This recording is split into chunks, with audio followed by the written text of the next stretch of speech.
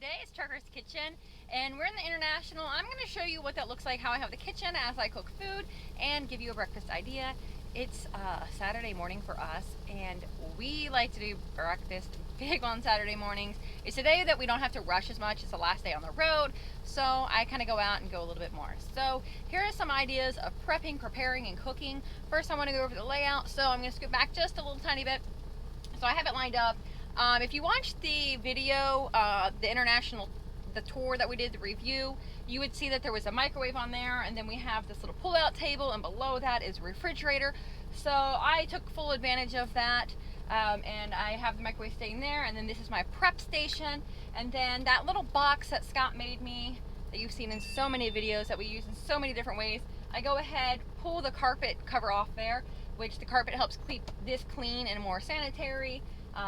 We put that up here, and then I put the skillet on there, and then we go right around and we have this basket full of goodies. So we stack our dishes, and we put this rubber grippy stuff in between each dish, and we each only have one plate and one bowl, one fork, spoon, all like that for each of us. So I put it in between here so that way it doesn't wiggle and rattle around and make additional noise. I also have different spices in here so that I can cook with. I have some gluten-free flour, so if I wanted to make a gravy or something, some herbal teas and some other things in there to cook with. And this basket is really easy to then move around. It has all my cooking necessities and things that we need to eat off of, and that is just kept in the cabinet above the microwave on the bottom shelf right there. The skillet is kept on the second shelf, and it's easy to pull out, pull around. And then what I prep behind me is the wash tub, the water jug, how we do our dishes, keep a dishwasher, portable dishwasher in the truck. You can check out that video. I'll make sure I'll link it for you guys. But I have this sitting beside me back here, so that way I can put any dirty dishes in there as I'm cooking. So right now I have eggs scrambled in here, and I would just fill that with water and put it back there.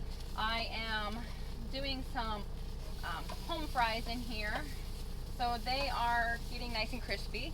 So what I did was, before I came on the road, I got this awesome gift from my wonderful hubby. He got me an Instapot. I know a lot of you have suggested that we use an Instapot, and if we were going to be staying on the road long term, I would totally get the 3-quart Instapot and bring it in the truck, and I think it would be fabulous, and it would work really well in the truck. So if you're just setting up your truck, that is something I would definitely invest in, is a 3-quart Instapot. It is smaller, so that way it will fit in the truck and easier to move around. It saves your cooking time in quarters, like I can't even tell you. So what I did in the Instapot is I went ahead and already cooked those potatoes almost all the way. It took 2 minutes in the Instapot. Great, so they were already done. And as you know, if you saw the prepping to go on the road, meal prep to go on the road, that was another video I will link so you guys can check it out. But these are onions that are fresh and local for us, and these are green peppers.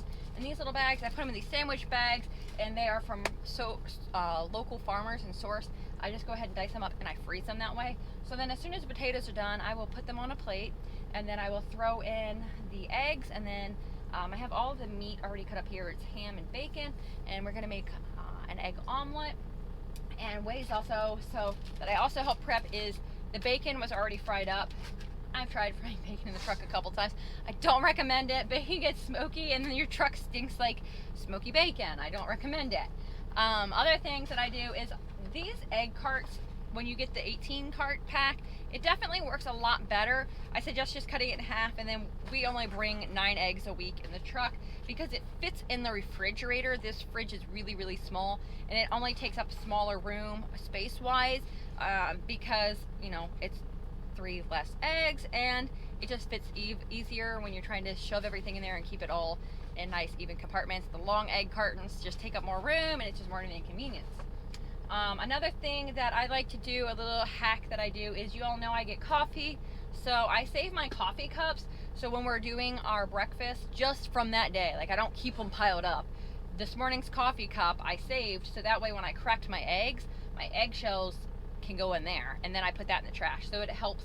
I put the little lock on there, and then you don't have nasty egg yolk getting spilled around the truck. So that's another little hack. And then also, we get these little cups through our food truck restaurant. We have these little tiny cups, but they have been a great source to put butter, sour cream, other little condiments that you don't want to have a large amount in, and it helps us keep a small amount in there for being on the road, and it doesn't take up much room in the refrigerator. So they've been really convenient. Sorry, let me make sure I don't burn our potatoes. So another thing that I do sometimes is I have definitely talked about making sausage gravy or different things in the truck.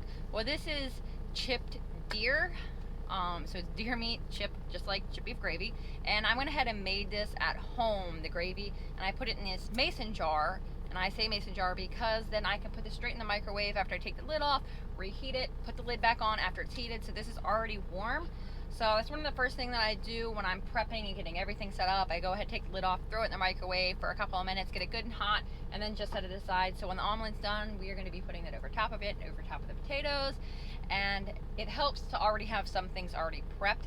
And you can definitely freeze that. It freezes well, thaws well, heats up, and it keeps the same consistency. Just make sure you do a slow heat and reheat it. But yeah, so that's kind of what everything looks like. There's some tips to help save you time when you're on the road, because I don't have to cut up on the onions, peppers, or wait till the potatoes are already cooked up, and we can eat healthy and eat better than truck stop restaurants. Okay, so that's my goal, for us to be able to eat healthier. Hopefully that was helpful, and now you can see what our trucker's kitchen looks like. So eat well, guys, and stay safe and enjoy the adventures. Bye.